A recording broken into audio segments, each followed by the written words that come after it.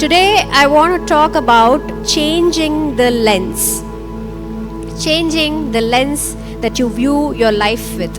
God works in a mysterious way, right? God works in mysterious way. Sometimes we cannot make sense of it. Then and there we do not understand why is this happening to me or what is the reason that it is happening to me. That point of time you will not be able to understand, but there is a reason for everything that is happening in your life. Often we think that God does not want me to be happy, or everybody around me is happy. I prepared a lot for this interview, but I'm not able to crack it. I wanted to get married to this guy. I wanted to get married to this girl, but the relationship is bad. It's gone sour. We are not able to stay together, or anything that is happening in your life. You want to be out from the sickness, you're not able to do it. You want this financial help to come over, but it is not coming. There is something stuck, something is not happening. But the thing is that everywhere you might go, you might find rejection, or you might find something happening that is not up to the mark, or there's something happening in your life that you feel that you're stuck in that particular place. It is painful, or it makes you frustrated, it makes you angry. But all this happens for a reason. The only thing for you to understand is you have to change the way you're going to look at it. You have to change your mindset and your perspective when you look at the problem that is coming into your life. Remember, it is a choice. It is a choice that you take to see a different view of the problems that you're facing. The lens is in your hands. Why do I say this? Because, for example, a photographer is there. So I have a photographer in front of me. So there are certain things that might be disturbing him. There might be low light, or there is a distraction, there is a disturbance, it's dark, the temperature is not right, the lighting is not right. Whatever it is, he will not sit and blame the atmosphere around him, or the environment around him, or the lighting, or anything like that. What does he do? He changes his focus, or he changes the lens.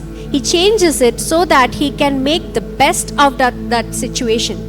Right? He makes the best out of the situation. Everything is not according to his will and wish.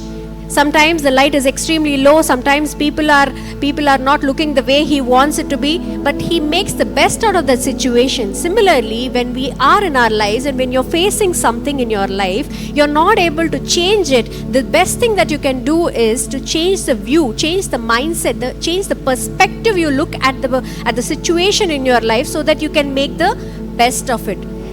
Tell your neighbor that you want to make the best out of every situation.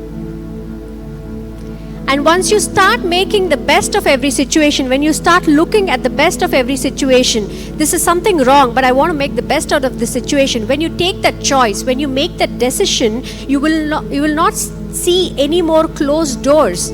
You will stop seeing closed doors, and you will see God's protection over there. You will stop seeing rejections, and you will start seeing God's redirections over there. You will start seeing people leaving you, but you will start seeing the right people holding you. Right? You will stop seeing the bad things happening to you, but you will start seeing the good things that are going to come out of those bad things. You will not see any more delays or setbacks, but you will start seeing God's plan and purpose in your life. The only thing that you need to do over here is to change your perspective. Change the lens that you're viewing your life today with. Are you viewing your life as something that is not happening? You're always find rejections, delays, setbacks, or are you seeing something good coming out of it? Are you seeing that you're not able to get married, or you're not able to get that job you're craving for? But then, when you change the lens, you will start seeing the God's plan and purpose, or the delay that is happening because of it. You will start making sense of it. You will start figuring out why is your life like this. But you will start making out the good of everything. When you change the lens you view your life with, you will start respecting, you will start appreciating, you will start valuing the things in your life. The job that you have, the resources that you have, the people around you, or whatever that you are being blessed with, you will start accepting it, you will start valuing it. But for that to happen, you need to start changing the lens of your life. The lens you view your life with. You will start seeing beyond your limited vision. How many of you believe that yes, we have a limited vision than what God has, right? We only see then and there, most maximum you can see for the next few months. Can you predict what's going to happen after that? Can you predict what's going to happen the next year? We cannot predict what's going to happen the day after. We cannot do that. But God's vision is different. When you start perceiving things in a different way, when you start viewing your life in a different way, you will have clarity, you will have confidence, you will have connections, you will have a cause, and you're always cheerful. Why do I say that? You will start having clarity in your life. Why is this happening? What is this for? What am I going to learn from it? What do I do with it? You will start having confidence that you can, yes, I'm going to overcome it. Yes, I know that I'm going to push through. I am going to make something the best out of it. I am going to win. I am going to succeed. That is the confidence you're going to have. Then you have connections. You will have the right connections. You will stop crying about the people who left you, but you're going to respect the people who are going to be with you. You will start valuing the people who are there with you. You will have the right people along with you. You will have the right connections. And then you have a cause.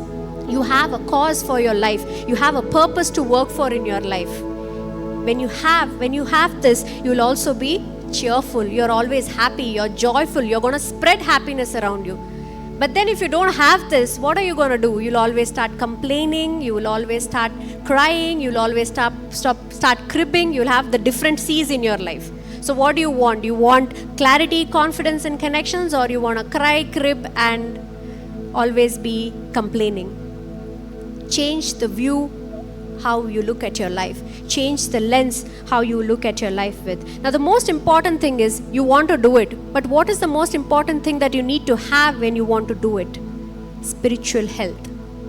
You need to have spiritual health. The spiritual health that you have determines your perspective. Why? Because our mind has a limited focus. You cannot see what God has planned for you.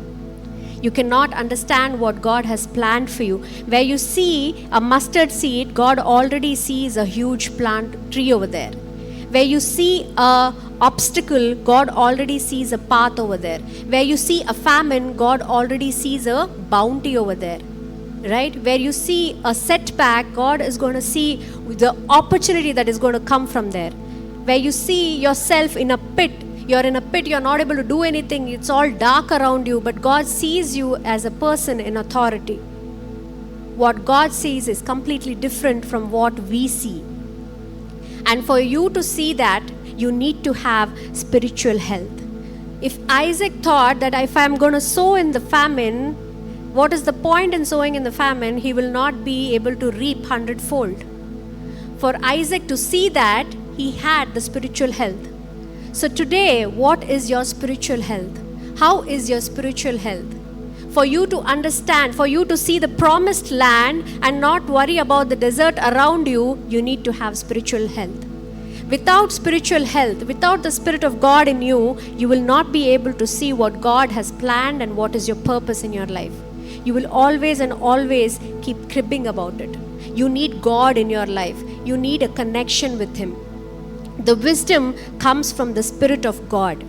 The wisdom comes from the Spirit of God. I repeat it. The wisdom comes from the Spirit of God. It doesn't come from YouTube. It doesn't come from Insta. It doesn't come from your Snapchat. It doesn't come from any of the social media where people keep advising you or telling you.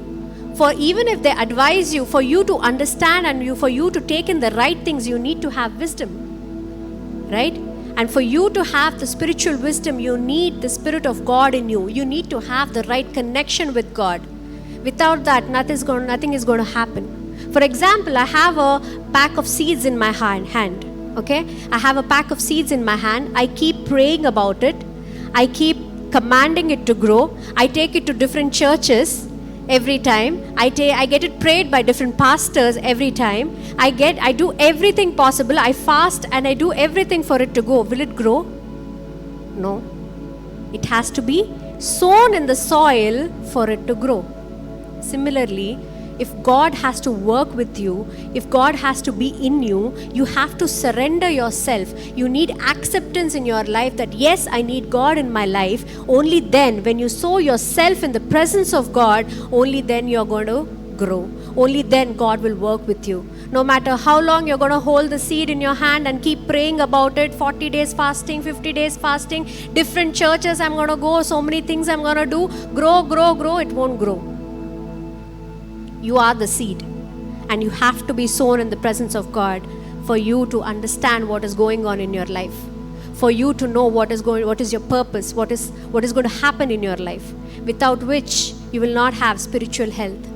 Until and unless you accept and you surrender, you will not have spiritual health. When you don't have spiritual health, you will lack clarity in your life.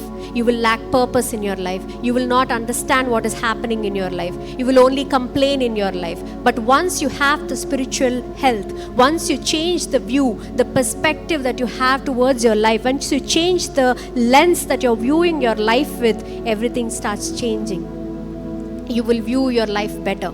You will understand what is happening with you. Let's see this in the Bible. 1 Corinthians chapter 2 verse 14 says, "The person without the Spirit does not accept the things that come from the Spirit of God, but considers them foolishness, and cannot understand them because they are discerned only through the Spirit." I repeat that. The person without the Spirit does not accept the things that come from the Spirit of God, but considers them foolishness. When you don't have the Spirit of God in you, you will think that everything that is coming from God is foolishness. God says, don't call that person, you still call. God says, get out of that relationship, you still go in. God says, this job is not for you, you still do it. At the end of the day, you're sad. At the end of the day, you're worried. At the end of the day, you're having a lot of tensions. You have financial problems. And you, at the end of the day, again, you blame it on God. But God already told you, don't do it. But you think that it is foolishness. I can't hear anything. It's all foolishness. It's all playing with my mind. I will go there. God says, don't go into that place. That is not a right place for you. You still go. But you can only understand this if you have the Spirit of God. You will only be able to foresee, you will only be able to determine, you will only be able to understand what is happening in your life through the Spirit of God, without which nothing is going to be changing in your life. For that to be built, the first thing you need to do is accept. The second thing you need to do is surrender to the presence of God. You should always remember this, that it is a choice that you make so that you can change the way you are going to look at your life with.